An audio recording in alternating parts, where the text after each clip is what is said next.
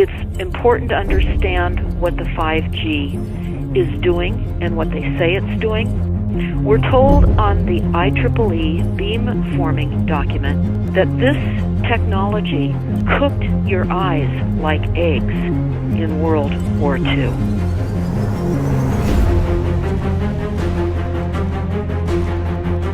And you all need to understand these are military weapons. These are assault frequencies. If you garner nothing more than that, that's what you need to know. It's microwave radiation warfare, is what this is.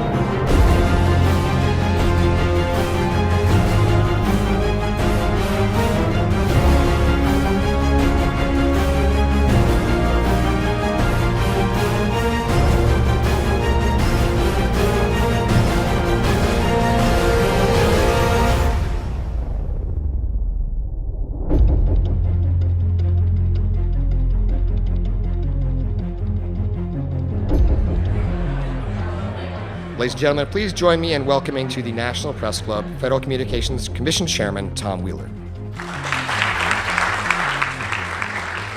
It's an honor to be here at the National Press Club.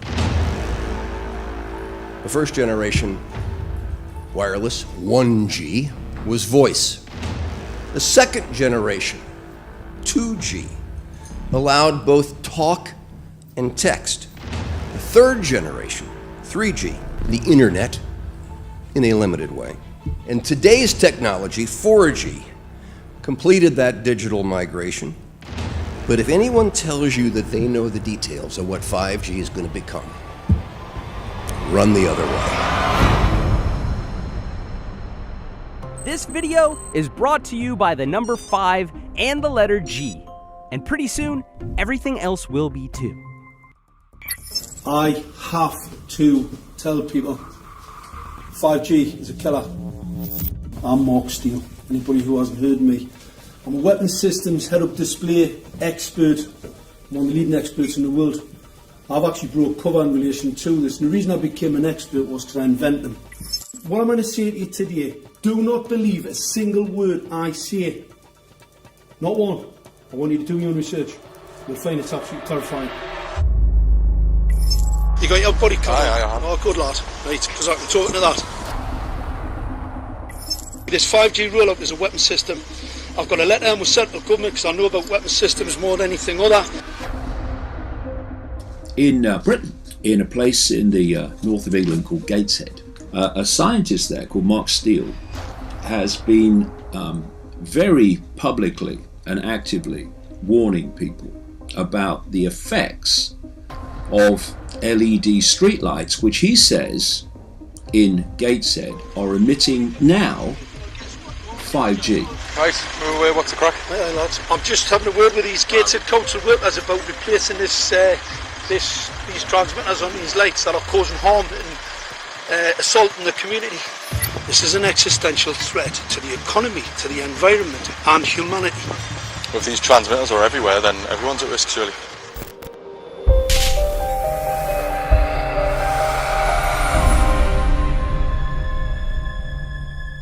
There's a lot of confusion about what 5G is. The G stands for generation. So you started off with the first transmitter system. Back in the 1980s. In the 80s, yeah. So you had 1G, then you had 2G. And as the generations moved on, you started to see more complex signal systems, cleverer pieces of antenna designs, etc., etc. So the whole thing became more data, quicker downloads, etc., etc.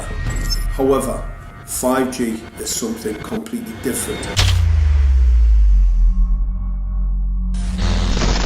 Alright, let's get a breakdown. Let's tell the people what this really is. This is the 5G transmission device. Blinking heck, that's a hell of a beast, that, isn't it? These are the uninsurable transmitters. Just get a good look at that, guys, because obviously I know there's quite a few experts who want to see more detail about the transmitters and the chipsets. Just have a good look, boys. This is the control management system masquerade. There's an antenna there, you see that? What is this phased array antenna here? What's that? This is for phased array, alright? As you'll see, it's got a driver, it's got some chip there. It's one chip. Look at the chipsets on this. This is your dystopian world. What did Gateshead Council say? I'll tell you what, I think we better send some of these educated fools back to school, or just send them to prison. Whichever's the easiest. I think prison's probably better. Alright, that's 5G, guys. That's 5G hardware.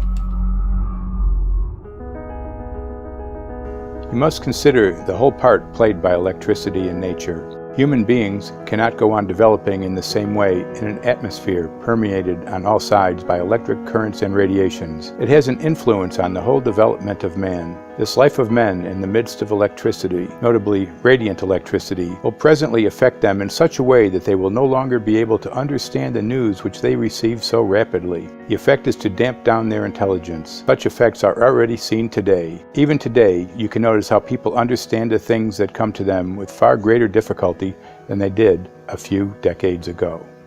Rudolf Steiner, 1924. Rudolf Steiner noted that in 1924, since then our atmosphere has become far more permeated with electric waves of widely diverse types. There's no doubt now that electric waves, electromagnetic forces, cause direct biological effects. There's thousands of peer-reviewed papers on this subject. There's no doubt about it. But what are these effects? How are they affecting us? What can we do about it? We're now at a stage where we're putting in what's called 5G, which is a special type of broadcast for high-density information transfers. And it turns out that this is the same frequency bands that are used in crowd dispersal weaponry.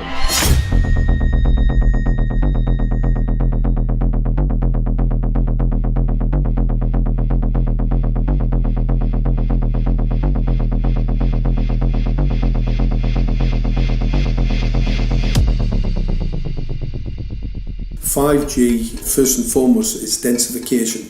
So it's significantly more transmitters at close proximity to a human, and it is also a sophisticated, illegal, unlawful transmitter. What I mean by that is it is a high gain dielectric lens antenna, and what that allows 5G transmitters to do is to 3D map its environment in your home. The 868 megahertz frequency is specific for battlefield interrogation systems, so sub-gigahertz. It allows the signal to travel through concrete brickwork with ease, and it can actually data gather. It is a target acquiring system. Phased array is basically radar off the battlefield. It is extremely good at identifying targets and being able to lock onto targets. And not only that, it can specifically target you as an individual. So any judge sitting on an interesting case, let's say, any lawyer, any barrister, anybody doing any work that is potentially controversial, your life could be at threat. So the antenna design that you currently have on top of these LED streetlights, masquerading as a control management system, is basically battlefield interrogation equipment. The first phased array unit was actually called Mammoth, used by the Germans during the Second World War to identify Allied aircraft. Obviously things have moved on significantly since then.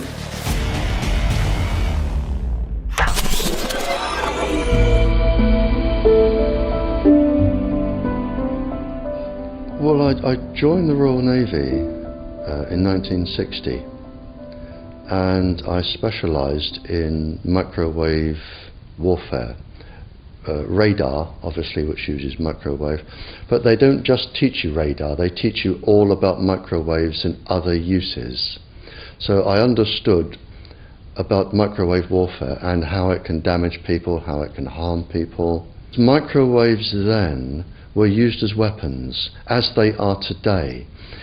It is a perfect stealth weapon, and when governments don't like a group of people, For instance, the ladies who protest at Greenham Common in England about the American missile base they camped, they were microwaved. We microwaved Catholics in Northern Ireland to make them sick. It goes on all over the world, and it's a weapon that you don't know you're being targeted because the dose is very, very low, which is actually more dangerous than a high dose. It's very, very low, and it may take a year or two, but you can cause neurological damage and cancers with low-level microwaves, and you can make all your opponents sick. It's a perfect weapon for a government. Our impulses are being redirected. We are living in an artificially induced state of consciousness that resembles sleep. Their intention to rule rests with the annihilation of consciousness. We have been lulled into a trance. They have made us indifferent to ourselves, to others. We are focused only on our own gain. Please understand, they are safe as long as they are not discovered. Keep us asleep, keep us selfish, keep us sedated. Almost immediately, I had neighbours knocking on the door, talking about children bleeding from the nose. I had images posted on Facebook. And one neighbour in particular came to my door and mentioned the fact that since the LED street lighting had been installed, she was bleeding from the nose every single night. I thought it was unbelievable. However, I spoke to another neighbour who lived not far from the first lady who mentioned this, and she also confirmed that since the LED street lighting had been installed, she also had started to develop nosebleeds and had never had nosebleeds before in her life. That then put me on a journey to investigate. I measured microwave radiation levels from the transmitters on top of the LED streetlights. The basic 868 megahertz, it was significantly higher than the current Council of Europe 1815 resolution, which is a maximum of 600 millivolts. I've measured up to over 3,000 millivolts. 5 to 6 times higher than the guidelines. Significantly higher than the current Council of Europe 1815 resolution, which states that 200 millivolts should be the maximum. The Bioinitiative report states that it should be significantly less than that. So we've got the Council of Europe, that's, you know, the international criminal courts are stating that, you know, the learned judges have said that 200 millivolts, and I'm measuring in bedrooms in Gateshead, minimum 600 and up to 4,000. Does this mean that in 2020, 2021, when 5G is destined to roll out globally, that you're going to get those kind of readings everywhere all the time? Everywhere all the time. Worse than that? Worse than that. Yes, 5G will connect the Internet of everything. If something can be connected, it will be connected in a 5G world. Hundreds of billions of microchips connected in products from pill bottles to plant waterers, requiring massive deployment of small cells. We won't wait for the standards. Now, to make this work, the 5G build-out is going to be very infrastructure intensive. We must reject the notion that the 5G future will be the sole provenance of urban areas. The 5G revolution will touch all corners, and that's damn important. The interconnected world of the future will be the result of decisions we must make today.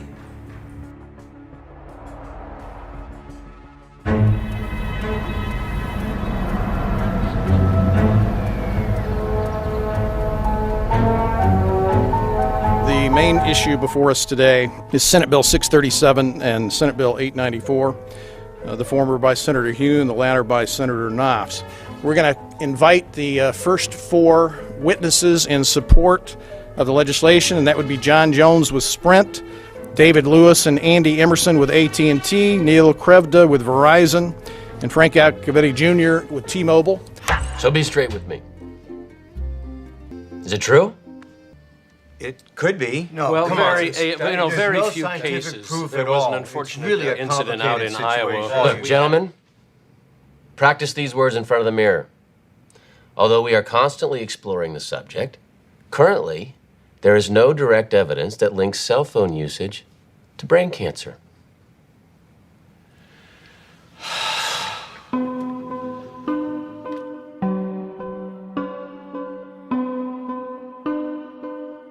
I'm Sharon Goldberg. I'm an internal medicine physician. I've practiced medicine for 21 years, and my background is mostly academic, internal medicine, hospital-based, clinical research, and medical education. I'm a certified Microsoft small business specialist. I worked on space station designing the cabling system for the airlock module, where I was responsible for EMI, EMC analysis, which is electromagnetic interference, electromagnetic compatibility. I am a professor in the Department of Epidemiology, Biostatistics, and Occupational Health, and I teach there both toxicology and health effects of electromagnetic radiation. My name is Daphne Tachover, and I'm the founder of an organization called We Are the Evidence. We are an organization that represents the many adults and unfortunately many children who have become very sick from wireless technology radiation. There seems to be a couple false Easter eggs being put out there right now. I want to make sure we dispel that right off the gate. The effects of wireless on health scientifically are very, very clear. So it's always pushed back to the definition of an acceptable level of radiation. And that's what this is, by the way. This is about radiation. Wireless radiation has biological effects, period. My name is Dr. Angie Kolbeck.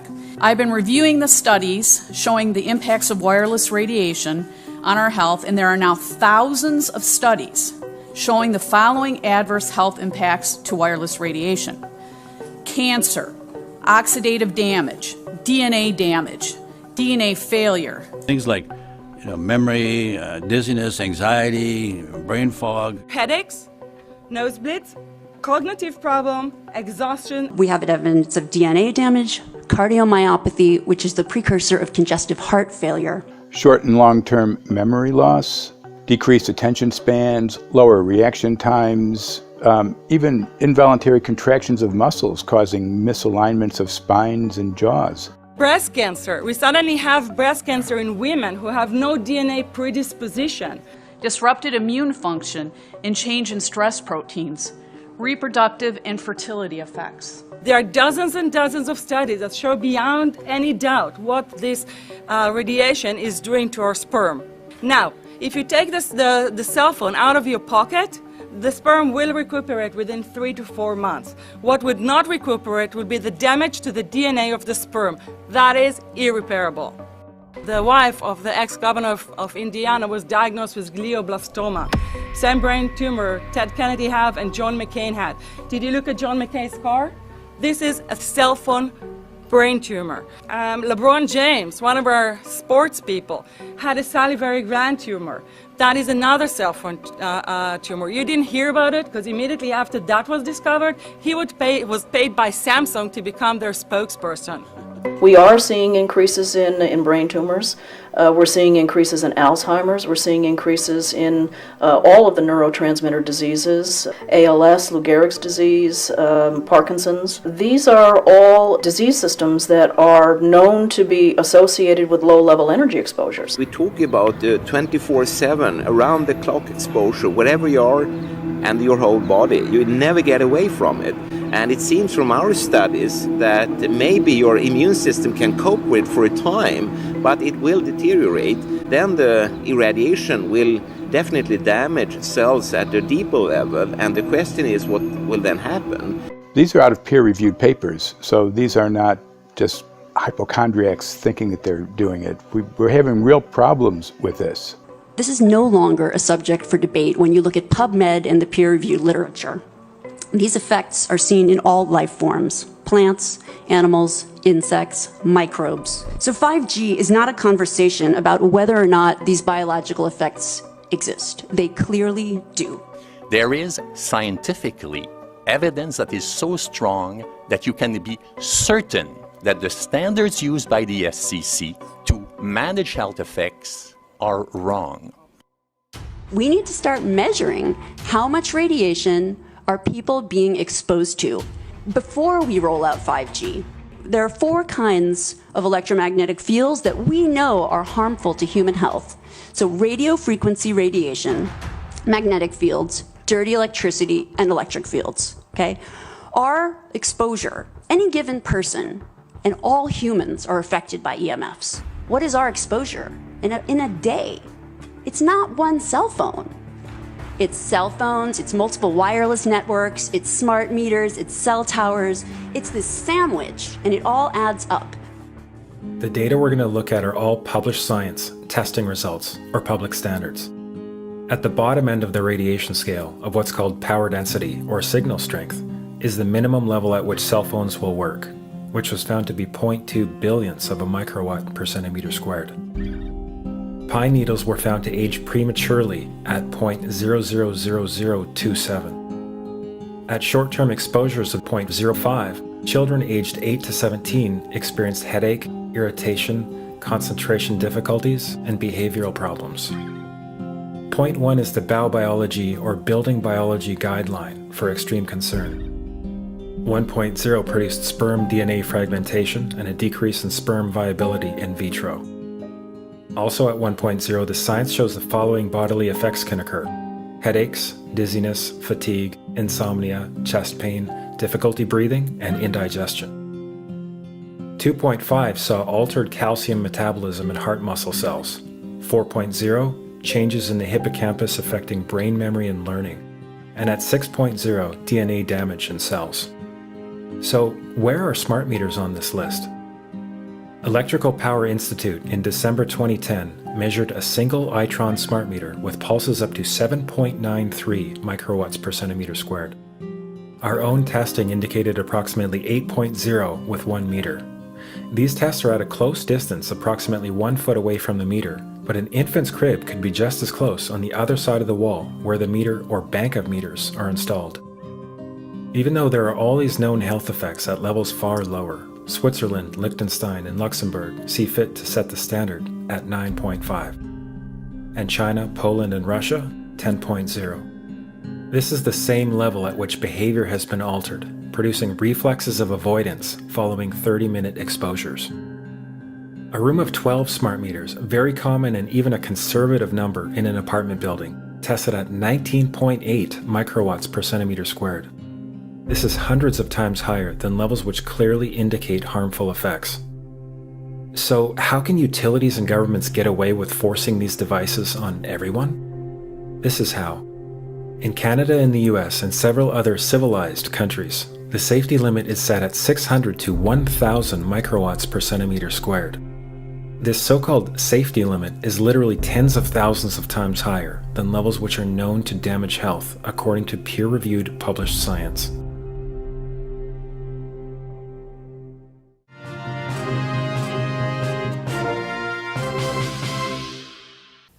Faster, better, more reliable internet. That's the promise of 5G technology, but there is also the peril.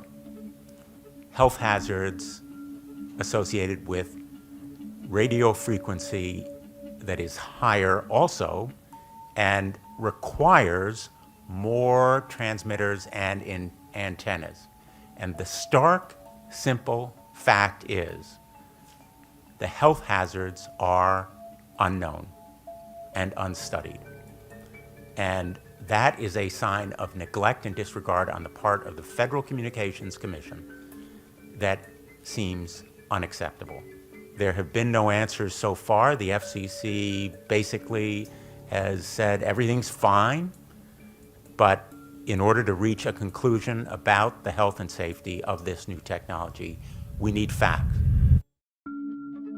Mr. Chairman, thank you for having this hearing.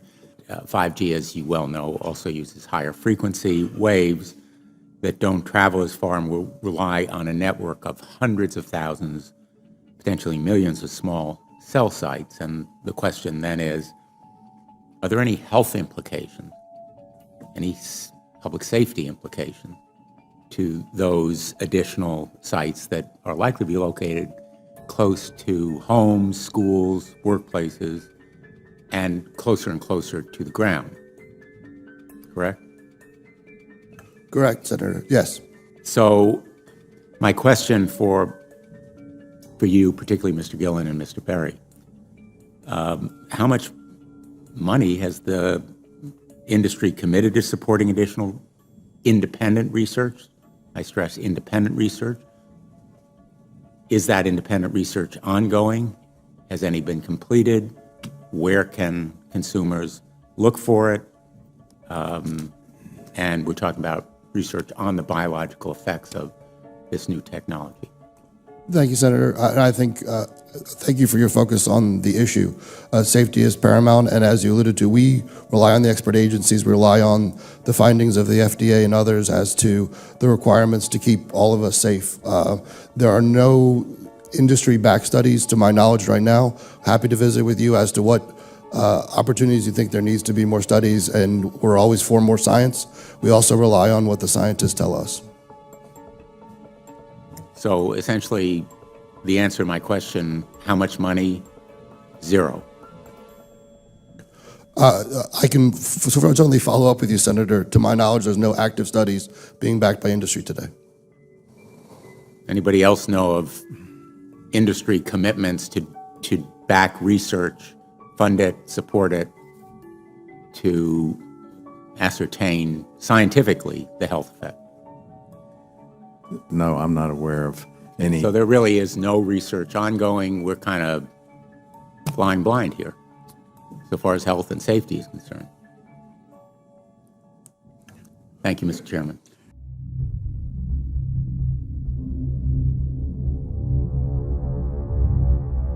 You're a trained medical professional. Yes. We don't have one on the panel. What are we to make of the American Cancer Society, for example, telling us there's no evidence of harmful product? Many of these organizations have conflicts of interest. Very briefly, if you can, what do you mean by conflict of interest? One of the first things that you teach residents is that you always have to look at the funding. There's a tremendous amount of sponsored research by people who are hired to do studies to find no effect. And that's plagued this field in a number of countries. The radio frequency radiation work that we did was supported by Motorola. The relationship was really very cordial and very stress-free, but only up until we started generating data. These folks were very, very upset and began to talk about how are they going to handle this, what sort of spin can we put on this, what can we expect from this, and from that point on the relationship changed. What we saw was that Motorola began to exert more and more control over the work, telling us what to do, telling us how to write abstracts, what to say in the abstracts, what to say in the papers, how to do the work. No, don't do this. Yes, do it this way. This was unacceptable. I had completed our study of DNA damage, and I submitted the final report to Motorola. They simply weren't willing to accept my interpretation of my study, my evaluation of my study, my knowledge of science at that point, and tried to urge me not to publish the study. Did you hear about people coming to you as far as having complaints about illness? We were made aware of health complaints following installation of smart meters, and we wanted to verify this using our field work. So I measured the field of about 30 different people while they stood 1 foot in front of the smart meter, and in every single case, the human energy field was obliterated as they stood in front of the smart meter. So in our first slides, what we see is normal cells, and the structure of the cells is intact and sound. This is what we would expect from a normal sample. So after 2 minutes of exposure in front of the smart meter at about 1 foot away, we see a totally different story. Sample 1, you can see a lot of degradation in the cells. The cell walls have been broken, and you see changes in the cells which are called mycoplasma. It shows a mutation to the cell. In the second sample, we see a different type of degradation to the cell membranes. You can see a corrugation here. This is called bottle cap formation, and it's known that this occurs due to oxidation or exposure to free radicals. So this third subject, when we did her sample, she had to be pulled away from the meter after 45 seconds because she complained about an increasingly severe headache. And here you see a phenomenon called rouleau, where the red blood cells are stacking up, which makes it very difficult for the blood to deliver oxygen to the tissues as they would be their normal function. Every single one of these is a degradation. Every single one of these shows a trauma to the blood cells, and that came from something, and the only variable was the smart meter. The good news in all this is the patient and the blood can return to normal once they have been removed from the influences of these stressors.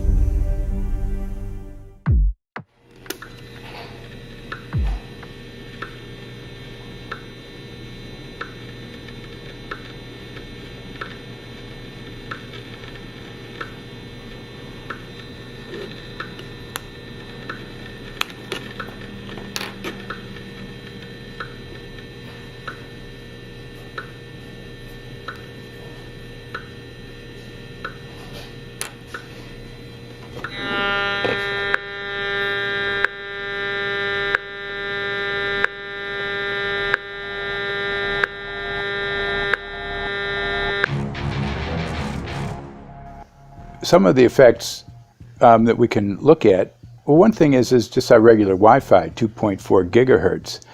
That's in the same range as microwave ovens, which are also called radar ranges, because that is radar. 2.4 gigahertz is interesting. It's not the peak absorption rate in water for microwave frequencies, but it's at a point where it allows full penetration, because if it came in at the peak, it would prevent the insides from getting warm. So that's with basic Wi-Fi. Now when we look at 5G, 60 gigahertz, this is what they call active dispersal sort of weaponry, just to keep people back. It burns the skin. It doesn't penetrate, but 60 gigahertz is the frequency of oxygen molecule absorption. Since they have electrons that they share with each other, what we breathe is actually O2, pair of oxygen. So being bombarded with 60 gigahertz could very well impair our oxygen absorption rates in our body, and thereby the whole basis of our living system. Martin Pall says, putting tens of millions of 5G antennas without a single biological test of safety has to be about the stupidest idea anyone has had in the history of the world.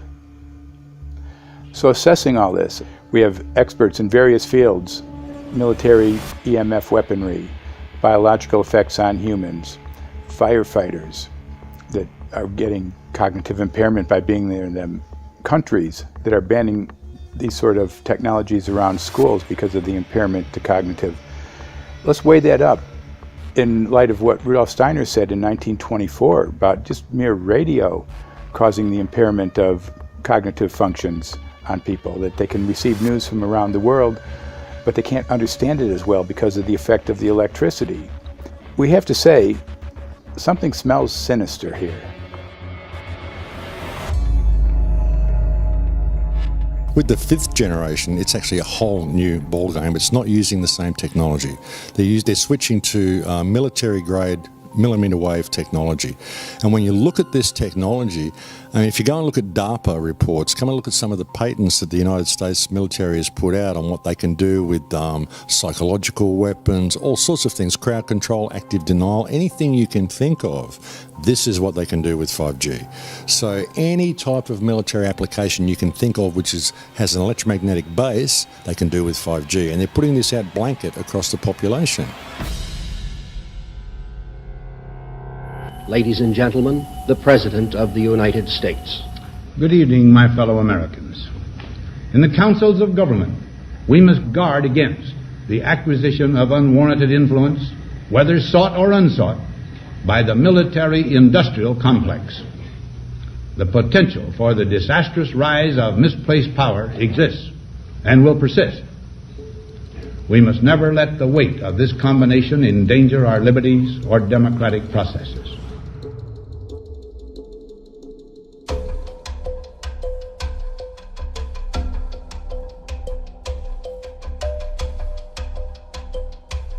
The FCC is a capture agency. They probably conducted what I believe to be the biggest fraud on the public ever conducted.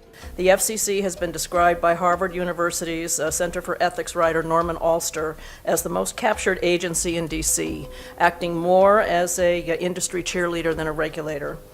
This is especially true today with 5G, where there are serious safety concerns and potentially misleading information coming from the FCC.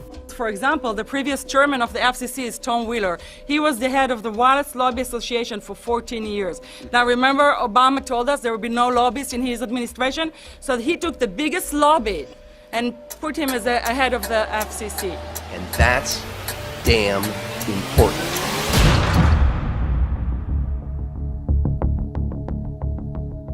In 1993, the FCC started a rulemaking to adopt the IEEE regulations on this issue.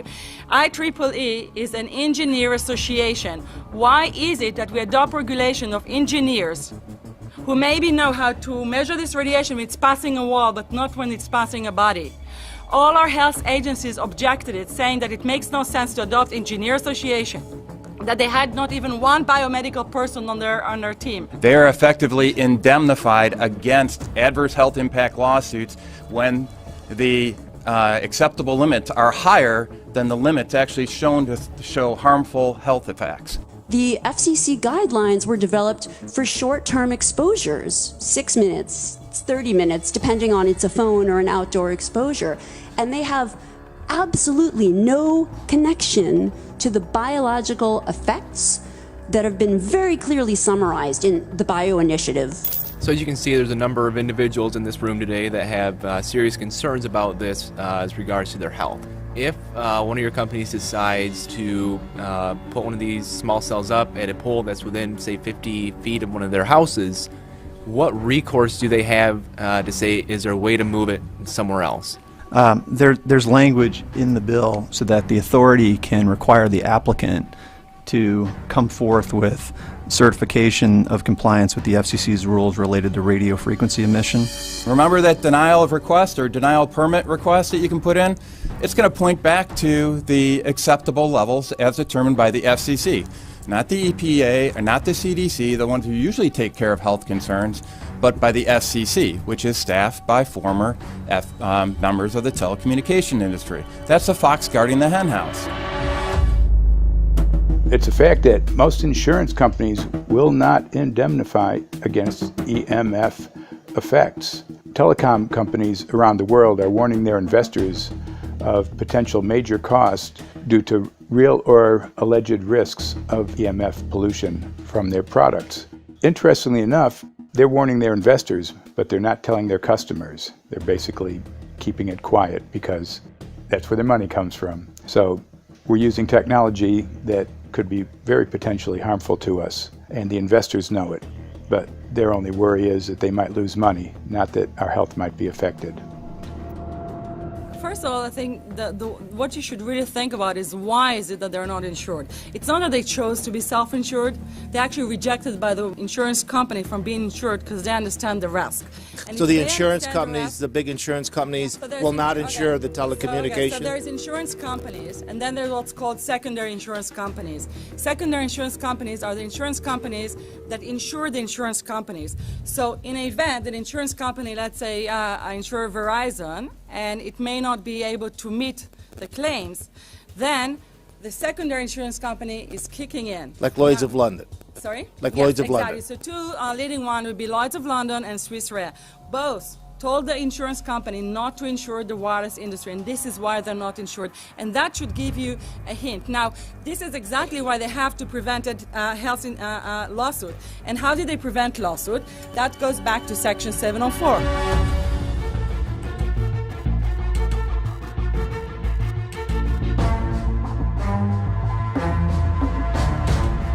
Section 704 was passed in 1996. This is how our rights in regards to health were taken away by the wireless industry.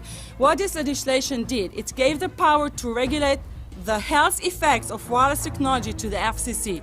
FCC is a spectrum auctioning agency. It's not a health agency. They don't even have one biomedical person on their team. And then the other thing that Section 704 did, It actually took the power from the state to regulate location of cell towers based on health. And what does it mean? It means that if they want to put a cell tower in front of your home, you cannot go to your city council and say, hey, stop, I don't want it. I just heard in a lecture that there are 10,000 studies proving that it's harmful. I don't want it. My child is sick. They will tell you, stop.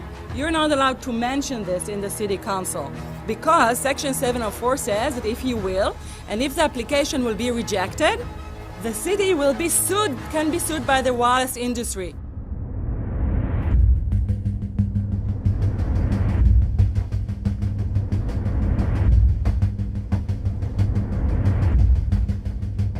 A major U.S. government study on rats finds a link between cell phones and cancer. Very first government study linking the radiation from cell phones to cancer. Two-decade, $30 million federal study out today found there is some evidence of a link between cell phone radiation and brain cancer. Professor, what is the NDP? I've heard that study several times. NDP is what? So it's a $25 million study on rats and mice that was supposed to demonstrate that there were no effects of radiation below thermal. And in fact, it demonstrated exactly the opposite. And it follows on the heels of two major studies on animals that said exactly the same thing. And that study was designed perfectly to make sure that it cannot be challenged, that there will not be any doubt. That's why it took them 14 years. That's how they prevented discussion of health. And why do they want to prevent discussion of health if there's no problem with health? Simply put, FCC is completely unprepared, unable, and possibly unwilling to oversee 5G for safety, even as it barrels toward us. They are falling back on tired definitions and panaceas long since disproven by science. To make matters worse, recent FCC rulings and numerous industry-friendly bills passed at state and federal levels between 2016 and 2018 removed the last vestiges of local and state review over infrastructure siting, just when we need it the most. When those first studies were performed years and years ago, nobody knew about the importance of the microbiome, the role of the microbiome and the immune system, and even less the role of the microbiota inside our brains, that is, the microbes that are normally resident inside our brains, whose influence on brain function is nothing but immense. And you may think, well, who cares about the microbes? The less microbes we have, the better it is. Well, we know by now that this is not absolutely the case, because microbes are truly essential for the development and function of all our organs and systems. Our immune system is based on the microbes we have in our gut. And our brain also has microbes that influence its function. In tests, it's been found things like mold. If you grow mold inside a Faraday cage, it'll grow one way, and then even if the electromagnetic fields are around, take the Faraday cage away and some sort of 600 biotoxins are developed within the mold because of the effects of the EMFs upon it. Electromagnetic fields, even of weak quality, have an effect upon our microbiome, which is really essential to our whole being. This is going to eviscerate microbial DNA inside human beings, which is our effective operating system, number one. So it may not impact human DNA in laboratory experiments right now, and they're saying it doesn't impact human DNA. But given that human DNA is less than 1% of the cellular DNA in the human body, the rest of the cellular DNA is microbial, and we know that this will eviscerate microbial DNA. So we're talking about a takedown of the operating system of human beings. Exactly. I couldn't have put it better myself.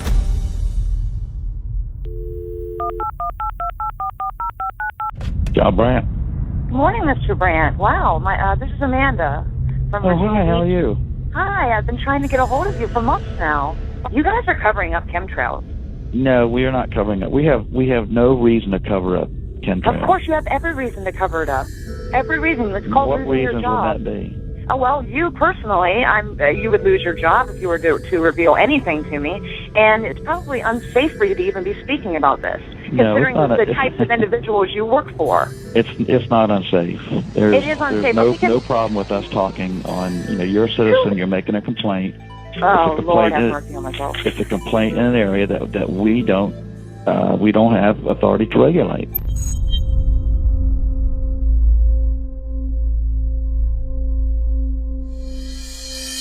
So the connection between chemtrails and 5G.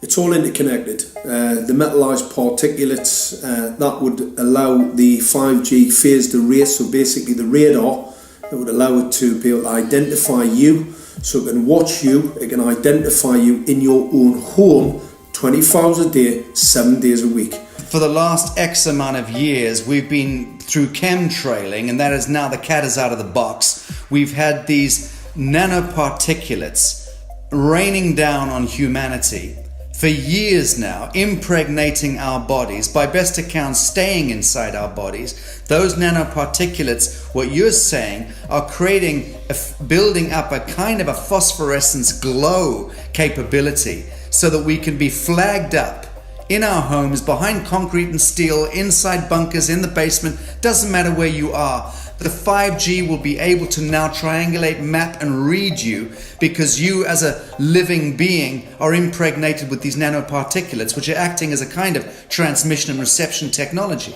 It's exactly, absolutely exactly.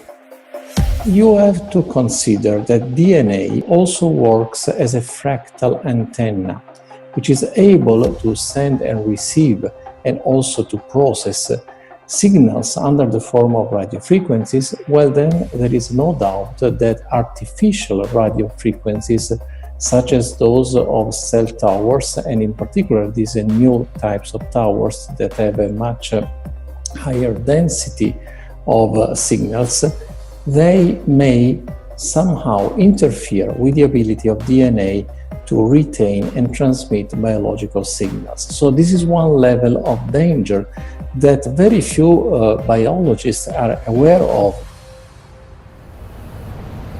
How much effort was put forward to address this, what most of these people are, or many of these people are here for, which are the health concerns? Was there any dialogue back and forth? Was there any working, was there many studies evaluated to look at regarding this area? Maybe not every person that has concerns on the legislation was brought to the table. Okay, so from your perspective, you feel that there was a legitimate amount of time to evaluate the data that the opposition would have on this? Absolutely, and I wouldn't put forth something that I didn't believe in. And I'll tell you, as I mentioned earlier, and it's been commented several times amongst the panel here, this is truly an economic development issue. Our 3-year-old, again at home, is outraged when we pull out the driveway and he's not able to access Wi-Fi.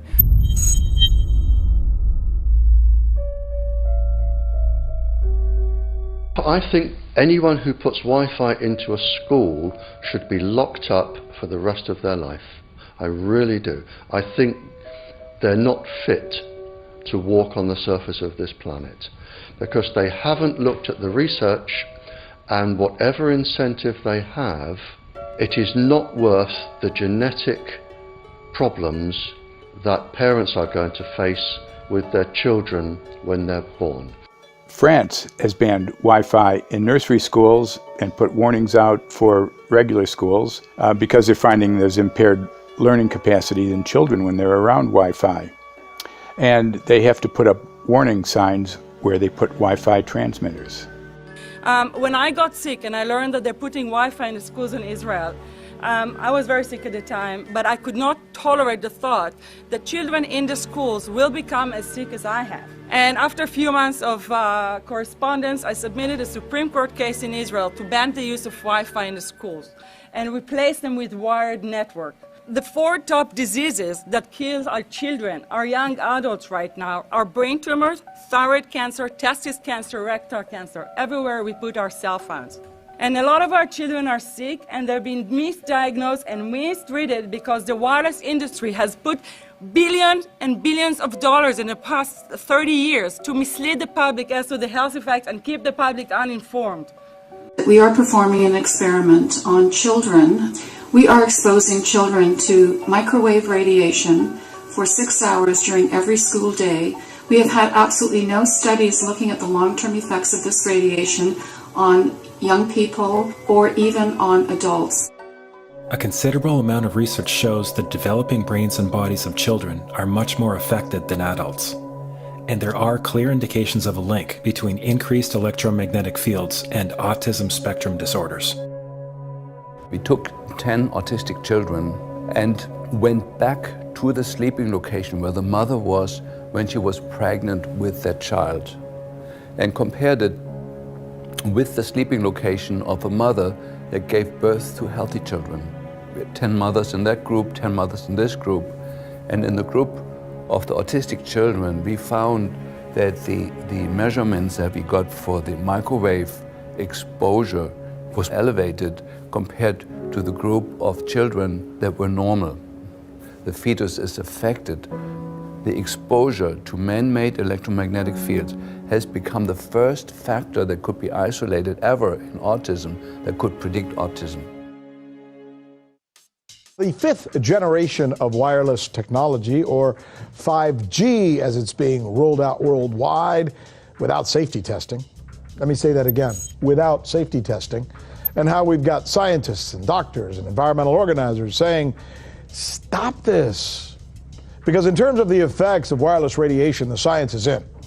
Wireless radiation can lead to cancerous heart tumors, brain tumors, DNA damage. Wireless radiation is linked to infertility, to autism, Alzheimer's, and more. And guess what? All the effects that I just listed, those are some of the effects that are known according to the technology that's being seen today. First of all, you have to know that we know that the other EMFs that we're exposed to are already known to be health risks.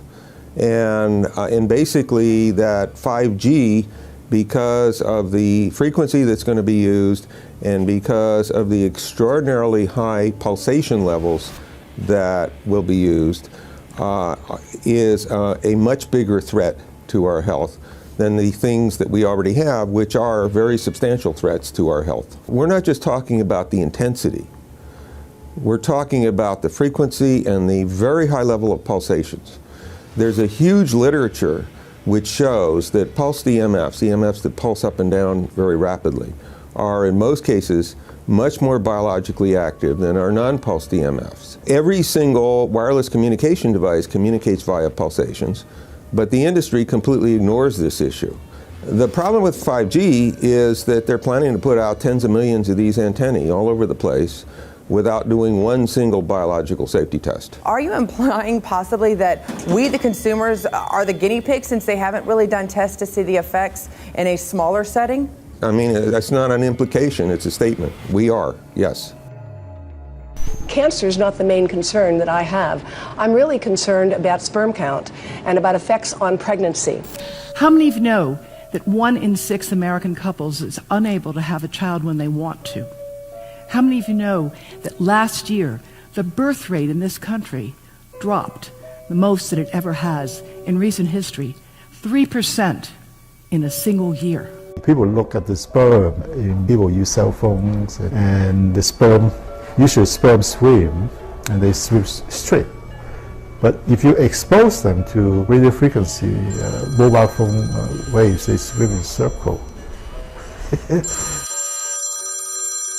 Studies have been done here in Australia, taking sperm from healthy men. And one test tube gets exposed to cell phone radiation, and one test tube is not exposed to mobile phone radiation. And then the results are evaluated. And this is a measure of vitality. We measure how well the sperm swim. This is a measure of motility. This is a measure of mitochondrial DNA damage. They have 3 times as much damage on their DNA if they have been exposed to mobile phone radiation. The data on that are rock solid. Cell phones can damage sperm quantity and quality. Your embryo, your uterus in the fetus, where your child is developing for the first 100 days, in the ovaries, the eggs do not have that protection. So they are at maximum risk from radiation.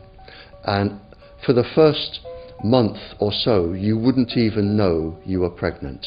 You wouldn't even be taking precautions. That is the main danger area.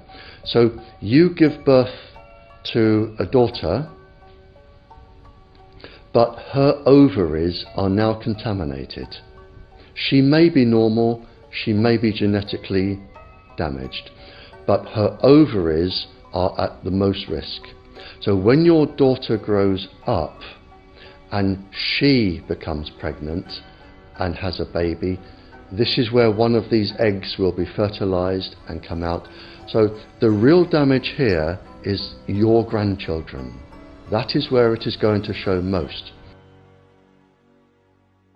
Do you think that there is a chance that within the third generation of females, they may be irreversibly sterile?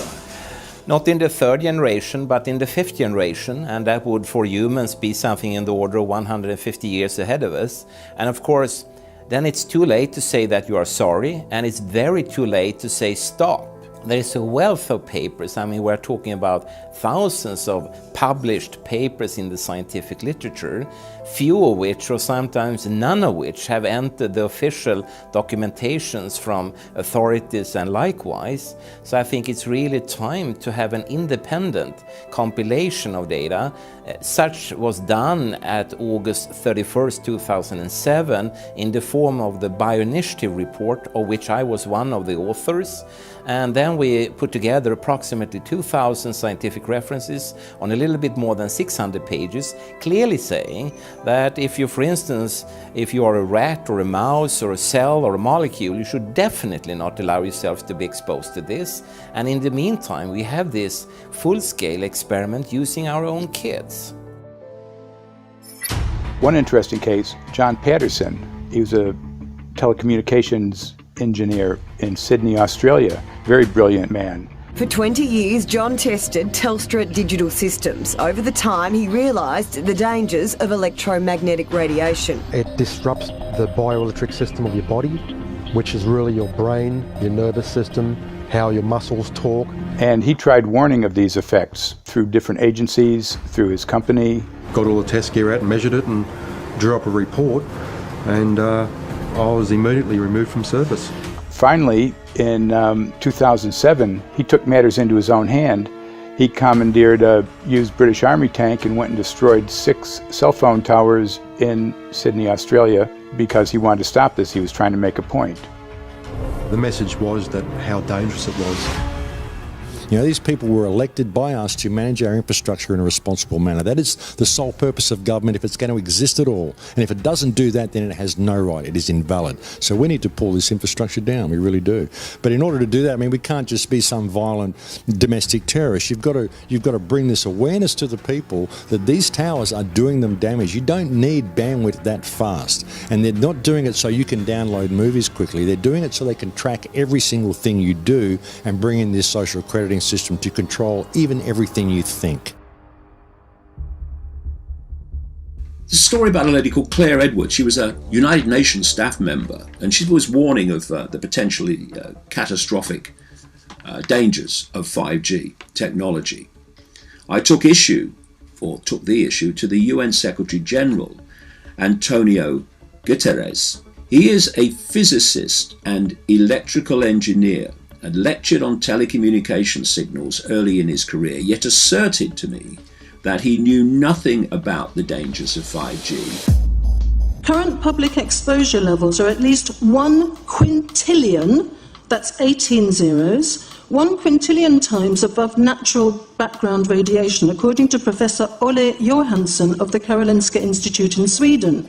The highly dangerous biological effects of EMFs have been documented by thousands of studies since 1932, indicating that we may be facing a global health catastrophe orders of magnitude worse than those caused by tobacco and cigarettes. 5G is designed to deliver concentrated and focused electromagnetic radiation in excess of 100 times current levels in the same way as do directed energy weapons. There is currently an international appeal signed by 237 EMF scientists from 41 nations, urging the UN and particularly the WHO to exert strong leadership in fostering the development of more protective EMF guidelines, encouraging precautionary measures and educating the public about the considerable health risks, particularly the risks to children and fetal development.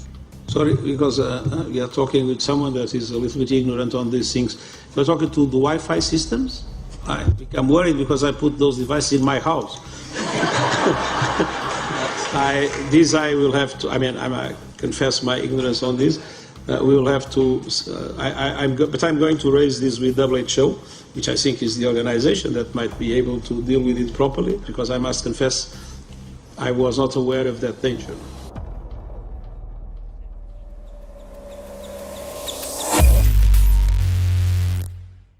In 1996, when the Telecommunications Act was passed, in it was a provision essentially that kept local officials from addressing health issue concerns when approving or not approving a cell tower. So that's correct. But then something new is happening. We've talked a lot about it on the Solari report, thanks to Jason Bogdan-Smith and his website EMF Warriors. But this is new. This is very, very new. So you're basically, sending out an appeal on something that in one sense hasn't happened yet. This is not just an incremental change. This is a big step up. It's a sea change. An onslaught's not an improper word. It's a bombardment. So instead of a cell tower 1 mile or 2 miles from you and you still have cell phone service, we're going to have antennas every block, and some poor soul is going to have one mounted to a utility pole maybe less than 20 meters from their home. So this kind of, invasive bombardment with this many antennas, just in 1 square mile, if you do the math, 1 per block and 16 blocks per mile, that's about 250 antennas per square mile. The millimeter wave is untested. Former FCC Chairman Tom Wheeler openly said that they don't plan to test. We won't wait for the standards. And then our appeal also addresses the fact that there's a plan to roll out 5G through satellites in low Earth orbit. So 20,000 satellites, which will cover every square foot of the planet with a 5G signal. 6, 5, 4, 3, 2, 1. Night after night, politicians and other leaders were telling Americans that Sputnik revealed that we were at great risk. Not just our pride, but our security is at stake. If Russia wins dominance of this completely new area, well, I think the consequences are fairly plain. Probable Soviet world domination. We choose to go to the moon in this decade and do the other things, not because they are easy, but because they are hard.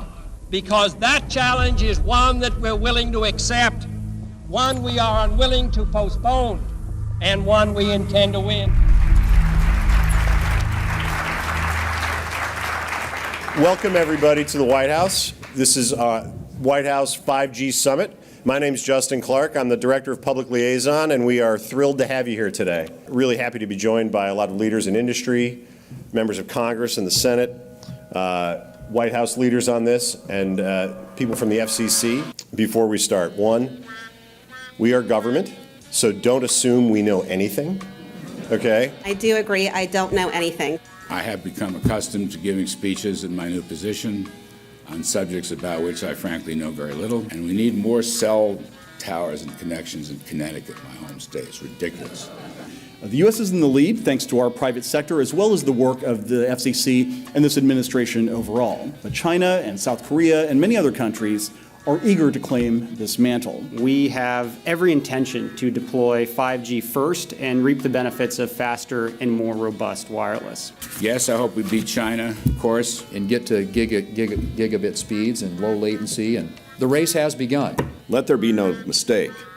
The race to 5G is a sprint. Winning the global race to 5G, it's a national priority. We must bear in mind the national security implications of winning the race on 5G. Today we're talking about the importance of being first in 5G, continued commitment to putting America first in the race to 5G. We're calling it America First, 5G First. Well, our strategy is called the 5G FAST Plan, a plan to facilitate America's superiority in 5G technology. Connected devices for health applications, which I love, has the capacity to make people healthier, as I understand it, a lot of medical applications. Industry is not asking the government for money to build 5G networks.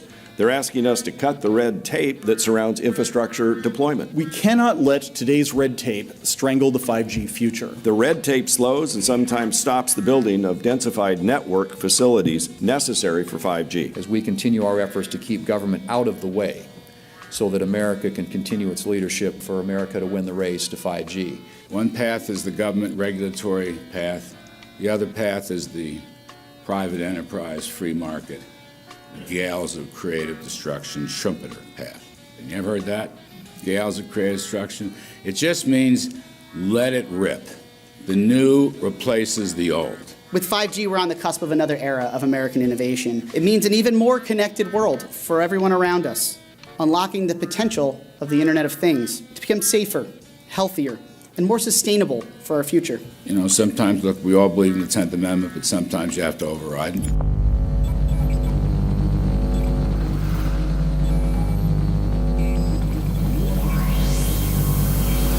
By the way, the 1996 bill permits that kind of override. We're not here to be completely heavy-handed, but sometimes you got to do what you got to do. And some of these states or cities that don't want to cooperate want to shake us down. We can't allow obstacles and barriers to stop this movement. That's all.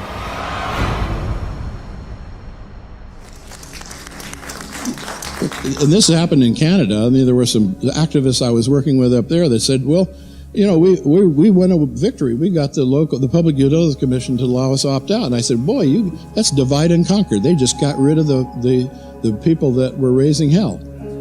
So, you know, that's not the answer. We need to opt out everybody. An opt-out is an agreement to pay to not be harmed. An opt-out is volunteering into extortion. An opt-out says that if I don't pay you, you have the right to harm me. So that doesn't work. This is a mandate. This is being pushed down your throat by a company that is not responsive, by a government that is not responsible, and it's being done in a collusion that's designed to undermine the individual rights of individual people in communities across the country and around the world. The Minister for the Environment has a duty. His duty is primarily to ensure that there is cleaner, better, healthier environment for people in this country. It's a simple duty. He also has a responsibility in regard to science and innovation to make sure that that happens. What seems to be happening here, in fact one could say undoubtedly happening here, is he's using science and innovation to ensure that our right to life is threatened. There have been no public debates. There is no public discourse. There are no public disclosures as to why, when, how, what is going on in regard to 5G. That by itself is a breach of ministerial responsibility, and one which we really should look at in terms of a private prosecution against the ministers who have failed to protect our right to life. Okay, smart technology, smart meters, smart cars, not that smart, huh? What does smart mean? Anything that has smart attached to it, secret militarised armaments in residential technology.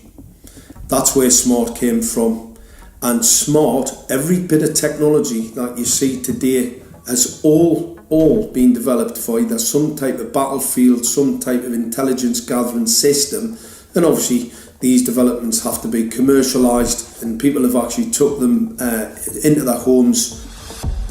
The definition of a smart grid is a wireless system that will fundamentally turn every single appliance in your home into the equivalent of a transmitting cell phone. That's every computer, every television, every furnace, every air conditioner, every coffee machine, every printer, every single appliance that you have in your house will eventually, in a smart grid, have an antenna that's embedded into it that will transmit your usage data to a smart meter on the outside of your home that will then transmit your usage data to another tower receiving that usage signal that will then go to the utility company for supposedly billing purposes. Not all signals will just be about your individual use. There will be aggregate meters that will bounce signal from house to house to house within a neighborhood that will then accumulate all of the usage data that will transmit that to the utility company. Now, what that will do is that the end metering system that is transmitting all of that data will be firing an RF signal at many, many times a second, which will increase the average homeowner's radio frequency radiation exposure exponentially. This picture shows some aphids on the leaf of an orange tree shortly after radar equipment was installed at a nearby airport a number of years ago. I noticed that every few seconds, all the aphids would tense up in unison and do sort of a little dance, as you see in the picture. Upon further investigation, I found that the interval of time between the activity of each dance coincided exactly with the rotation of the radar rotor device at the airport, which was a distance of approximately 14 miles. The antenna arrays create this steerable beam, which helps concentrate the energy. The beams get pointed at the user. What's a MIMO tank? Massive in, massive out. British government have got a plan to roll 400,000 out. This is so that you've got 5G in every nook and cranny, every part of the countryside, so that you can have autonomous tractors, believe it or not. However, those transmitters, these are radar. It is phased array radar. Though that radar signal sweeping the countryside will kill every pollinator, every biological structure, it will sterilise livestock, it will kill the ground, consequently land won't have a value, obviously farmers will die, the community will be under attack. If we can't produce food, if we kill all the pollinators, we're in serious trouble. The takeaway is that 5G, the $1 trillion rollout of 5G by our friendly local government, is definitely a weapon system masquerading as a modern efficiency technology. It most certainly is, and what I put it down to, it's economic terrorism. There is no value, nil, in killing off your population, in destroying your ability to grow food, to kill all your pollinators. They may have a nice financial number on a piece of paper, but in reality, dementia, diabetes, all the things that are currently crippling the NHS, a burden on the country, illness, mental health issues, the focus of that cause can be identified and has been identified in the science. The science is proven. The epidemiological data that we're seeing on the street is now substantiating that science. The DNA inside you, the mitochondrial DNA, you can trace unchanged to your mother, her mother, her mother, right the way back to the beginning of the human race in Africa, the Stone Age. It is unchanged, the mitochondria, and that is being unchanged in your children, which means if you damage it, your child could be genetically damaged, then her child, and her child, and her child, forever. You are condemning the future generations of every single child.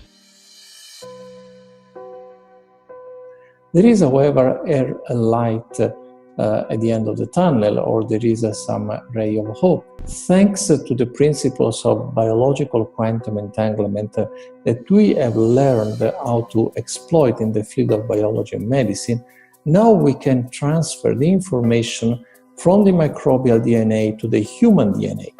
And in so doing, we can train, so to speak, the microbes to withstand whatever extreme condition they are exposed to, including this new technology. And then we can train them to transfer this resilience of theirs to our DNA. So let's say that there are good reasons to be worried about the introduction of these new technologies, but fortunately, since the knowledge in the field of quantum biology, in the field of microbiome medicine is advancing as fast as potentially harmful technology, then we can exploit this knowledge to protect ourselves from any real potential or perceived danger from these new technologies. I've met with molecular and cellular biologists, with blood microscopists, with weapons development experts, frontline activists and researchers, and all the stories I'm hearing from these experts and pundits leads to the same thing. 5G is almost certainly the end game. It is an extinction event brought into our homes, into our classrooms, onto the high street, into the very cells and DNA in our human bodies. It is such a perilous threat that it is almost impossible to imagine, let alone describe. When the 5G signature goes live, it will tap into a multitude of satellites which are in geosat orbit around the surface of the Earth. Millions of surface antennas will pick up that signaling and will then scatter the signaling into hundreds and hundreds of millions of different micro antenna systems set up on street lamps and even in your home, which you're not aware of incidentally. The LED light bulbs in your home invariably contain the micro or nanotech lens flare capacitors which will receive the 5G signaling, and it will proliferate the 5G signaling everywhere by exploding the signal into billions of photons which will target everything all at the same time. This is stealth technology. This is invisible science. But what it means in simple terms is that you will be flagged up, visible, trackable inside your own home. Anywhere you move on the surface of the Earth, they will have a lock and load tracking capability over you. You will be visible to invisible masters, each one of us, all the time. Today, our governments and the corporate sector have managed somehow to infiltrate the mainframe of our civilization and are pushing through a $20 trillion infrastructural rollout without any, and I mean without any, health science running behind it. There have been no tests. Your government and your health authorities are either in collusion on this matter of genocide and ecocide, or they're just damned stupid, and I would suggest it is the latter. Shame on the technologists and the electricians who are furthering this technology in our homes, in our offices, in our streets. Shame on the legislators and the parliamentarians and the troglodytes and bureaucrats that proliferate our society today. Shame on that echelon for putting their signatures to contracts which allow the fast tracking of this technology into our homes and onto our high streets. Shame on the parliamentarians and international leadership whose wet ink signatures and seals of office are sanctioning and permissioning the rollout of something which is arguably the greatest threat to humankind. Shame on each one of us who now fail to get up out of our homes, walk out of our front doors, and challenge every so-called authority who dares to violate our bodies, our homes, and our future generations.